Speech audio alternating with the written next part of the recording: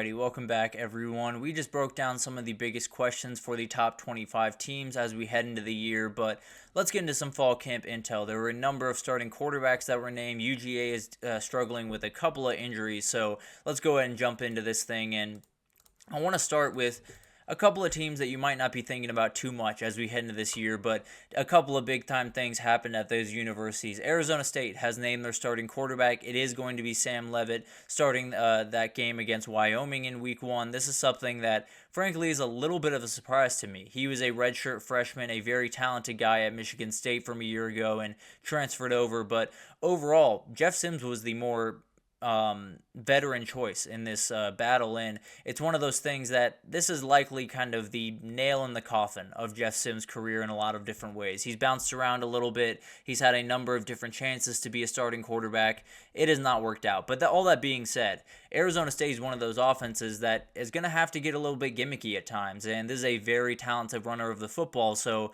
I wouldn't be surprised if he was in the game plan one way or the other this upcoming year, and it could be a kind of a fun way for Arizona State to get teams on their heels. But moving on to Michigan State, excuse me, we had the captains announced for the Spartans this last little bit, and it starts with Nate Carter. He is the leader of this team, the best player on this team at running back, an absolute beast. So definitely someone to watch this year. Tanner Miller and Maverick Hansen are the anchors of the O-line and the D-line respectively. Jordan Turner is likely the top defensive player on the team. And then there's Aiden Childs, the guy that came over with Jonathan Smith over from Oregon State and is now the starting quarterback there. He is also going to be a captain, and he is 18 years old, which is absolutely wild that someone that not only transferred in from a different school but is that young was able to command that respect, because this is a award that is voted on by the players. So they felt that he was the leader. They felt like he was someone that should have that C on his chest, and that is quite a big honor for someone that is that young, that is still kind of developing, and he's going to be a special player. I can promise you that. It might not be in 2024, but I promise you at some point in his college career, Aiden Childs is going to make a lot of people watch him very, very quickly.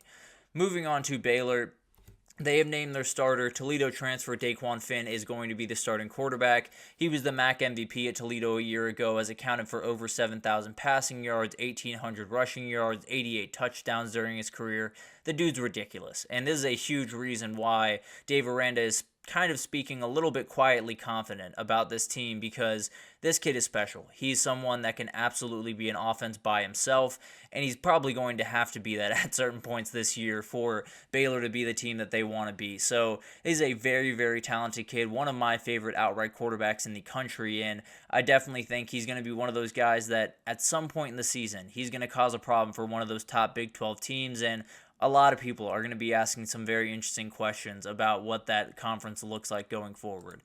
Moving on to Indiana, they lost a huge player in Nick Kidwell. He was projected to be the starter at right guard. He's going to miss the entire season with a knee injury, and he started 34 games for James Madison before transferring over with Kirk Cignetti, obviously, and this was going to be the guy. This was going to be the guy that held down everything in that offensive line and did all the things that they needed him to do. So this is a huge, huge hit to a unit that very much did not need this. So they're going to have to figure that out pretty quickly. Indiana in general cannot do a lot of injuries this year if they want to, reach the heights that, frankly, I think they're capable of reaching. They're a very dangerous team and definitely one that could make some noise, but this is a loss that could definitely affect them in a number of different ways.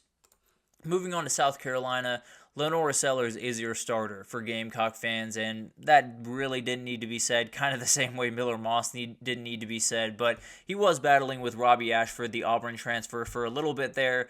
This guy might just be the number one athlete across the entire country, outside of maybe his teammate Nick Harbor, because this guy is a total game changer. He's one of those guys that it doesn't matter how many incredible defensive players you have on the other side. It doesn't matter how many 5-stars you have or how many guys that can run a 4-2.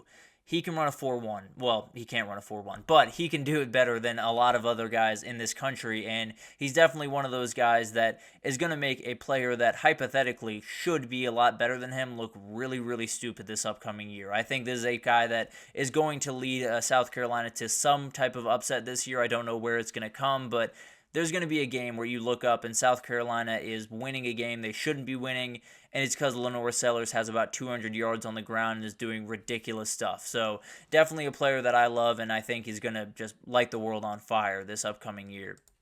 Georgia is nursing a couple of injuries right now, and it leads the way with Roderick Robinson, a very talented running back that made a ton of noise this offseason and definitely is and was going to be a huge part of that offense. He's dealing with a little bit of turf toe, seems to be close to being back, but you never really know. Turf toe is one of those things that could get worse one day, could get better one day, and it's all kind of a variable. So we'll see what happens with that. Definitely someone they want on the field against Clemson.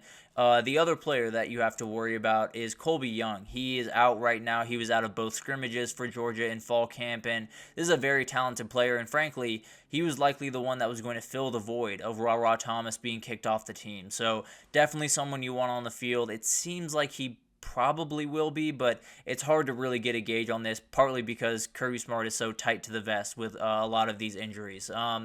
And then Xavier McLeod, and this is the one that Kirby Smart gave us very, very little about. He is hurt. He's nursing some type of injury. Not exactly sure what's going on. Not exactly sure what the timeline is, so it's hard to get a gauge on this one. I do know that they need as many defensive tackles as they can get going into that Clemson game because Clemson's going to run the ball. Phil Maffa is going to be a very hard guy to stop, and having guys to rotate in is going to be hugely important. So this could be a huge one for that Week 1 matchup against Clemson, but at the end of the day, it seems like all those guys are likely back here pretty soon, but you never really know what's going to happen with those.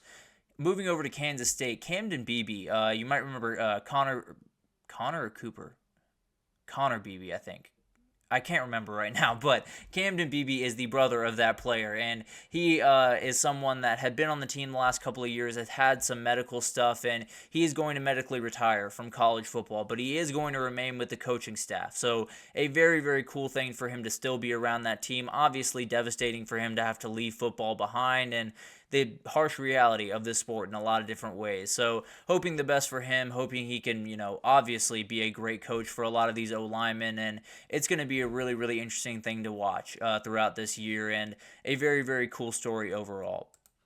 DJ Giddens is someone definitely that we need to watch. He is still wearing a red limited contact jersey, and definitely something that they're going to have to watch going into that Week 1 matchup because they want this guy on the field immediately. He is one of the most valuable player, maybe the most valuable player on this offense outside of Avery Johnson, because the kid can do so many different things. He's going to be the trend center. He's going to be the guy that absolutely puts this team on its back at different points of the game. So he is someone you very much need to be healthy, and right now it seems like he's just not all the way there. I'm sure he'll be fine come game time, but definitely something to watch over the next little bit.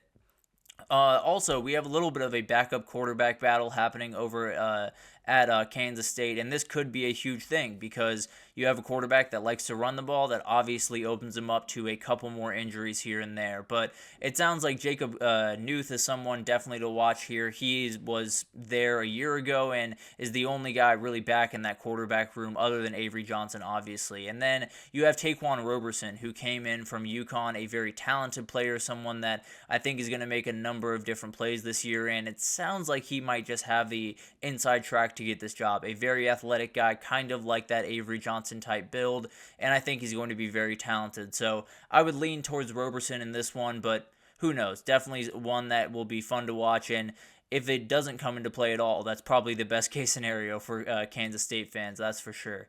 But moving on to Nebraska, we see all of these different colored jerseys on these quarterbacks, but soon enough, it will not be that case, I can promise you that. But Dylan Raiola hasn't been named the starter officially, but he's the starter. There's no two questions about that. He's absolutely going to be the guy, and he's been doing really well throughout camp and been doing the number one thing that he needed to, which is taking care of the ball. That was always the thing that with freshman quarterbacks you're always a little bit nervous about.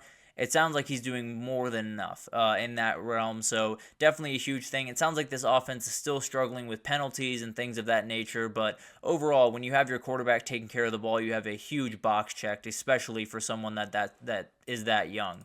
And then moving on to the D-line, led by Nash Hutmacher, a very, very talented player, but it sounds like this group is just the most talented, deep, consistent group they have in the they've had for a very long time over at Nebraska. I think it's going to be one of the big-time strengths of this team and could put them in a really good position to hold serve with a Michigan O-line or an Ohio State O-line, and definitely give them a chance to, at the very least, be in some of these games that look a little bit outmatched as of right now.